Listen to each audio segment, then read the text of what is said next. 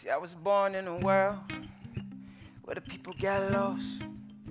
There's a murder every day, stores raising up the cost. But I'll never lose sight as long as I'm alive.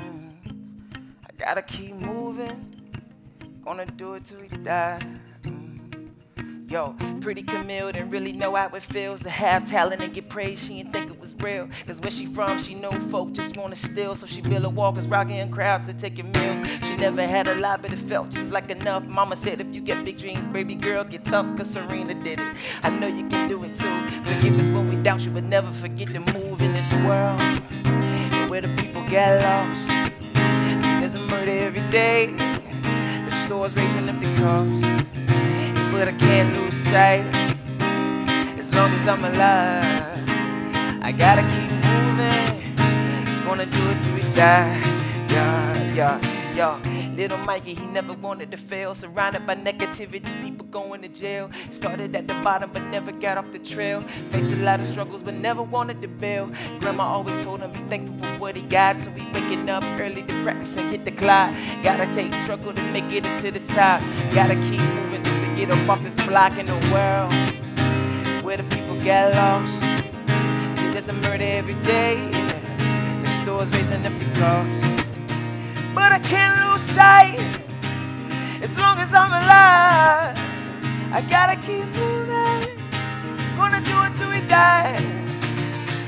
'Cause I can't stop moving, no, can't stop moving forward, can't stop moving forward, no.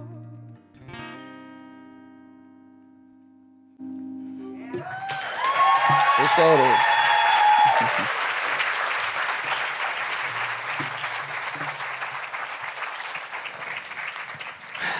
A few years ago, I said something that we've all said.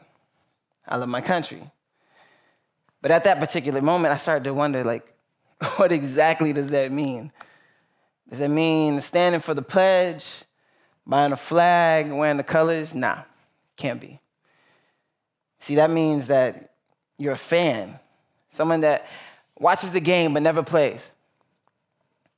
What I would like to do right now is explain to you what I believe I love my country means. And with some music, talk about how we can actually live this thing out, right? But first, the word country.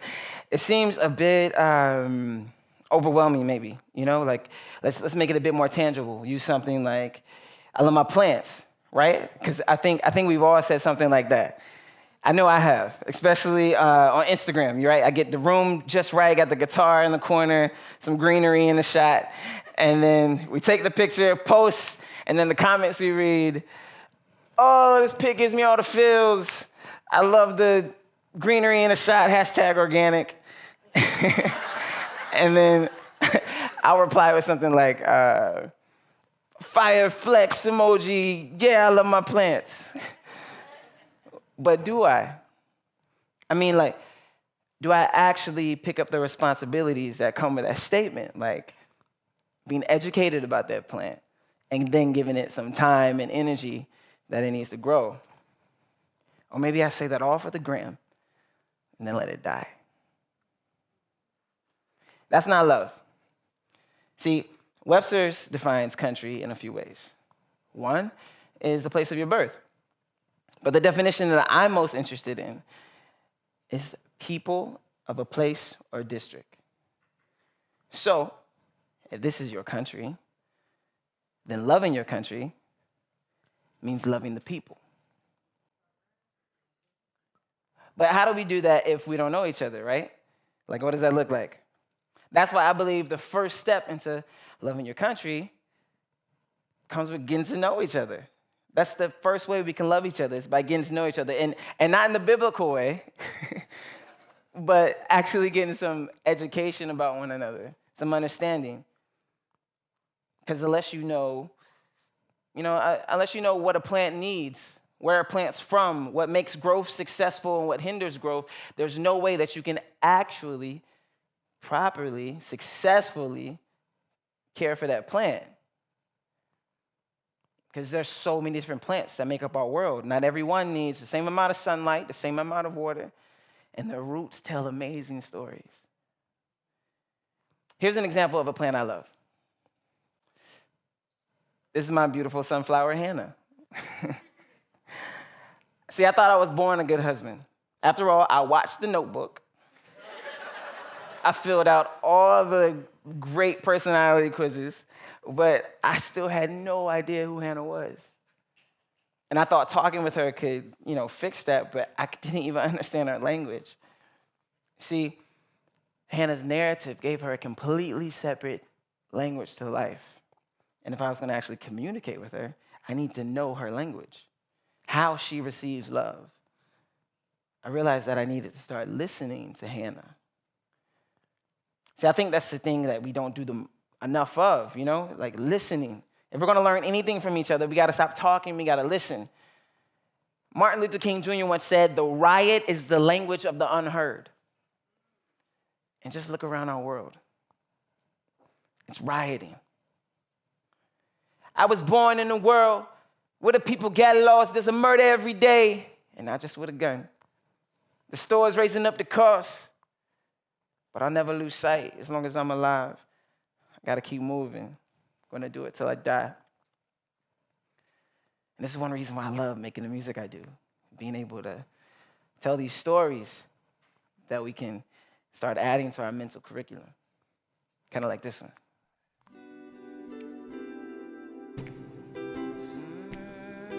Yeah.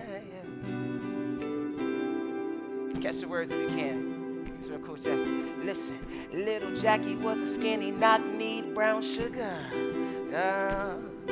Yo, hopscotch queen ain't no messing with this little girl. No.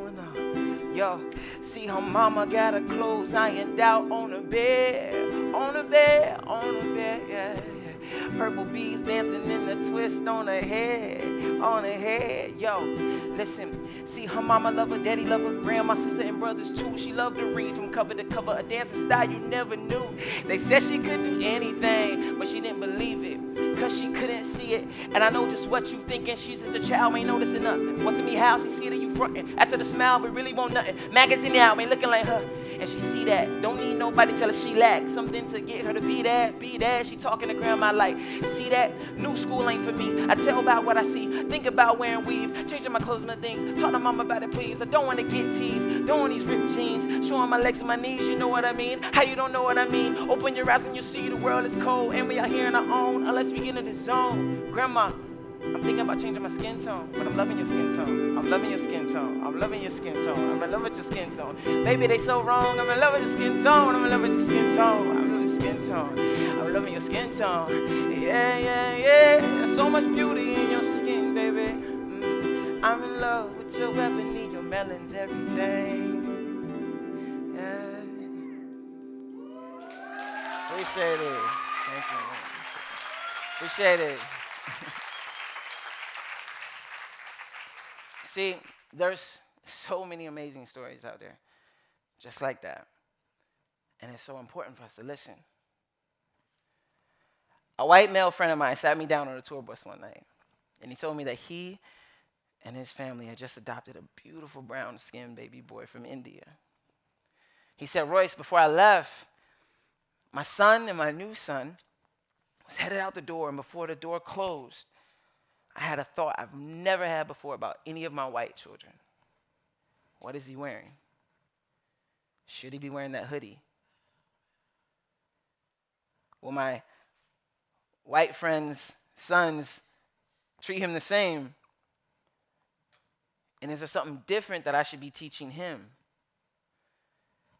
And then he asked me to tell him some of my story. Because maybe there was some info in there that could help him take care of this new plant. One thing I told him was how I remember never understanding why my parents would not let me have long hair. My mom said I needed to be approachable. Because when you see a fun-loving black boy with an afro or dreads, you don't normally think culture at first. You think hoodlum, mischievous. It wasn't until 16 I convinced my mom that I can rock these things. Like, let me have my hair.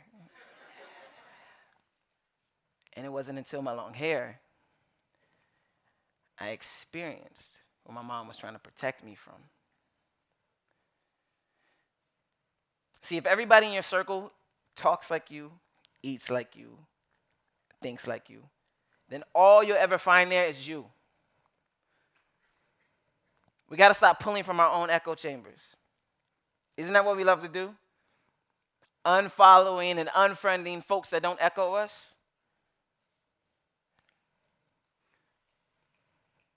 I encourage us to get outside of those circles. Get outside those circles, get uncomfortable, and get in those intimidating classrooms and learn. But once you're in those classrooms, that knowledge means nothing if you don't give that plant some time and energy.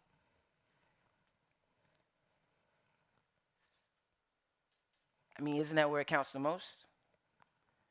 In the day-to-day? You don't have to be an elected official to love your country. Just like you don't have to be a botanist to love your plants. Imagine a world where we loved each other in those everyday moments. Then you could change your world by loving your country. As a mom, a dad, a writer, an inventor, a doctor, a bookkeeper, the queen of a sorority, a TED talker, or whatever.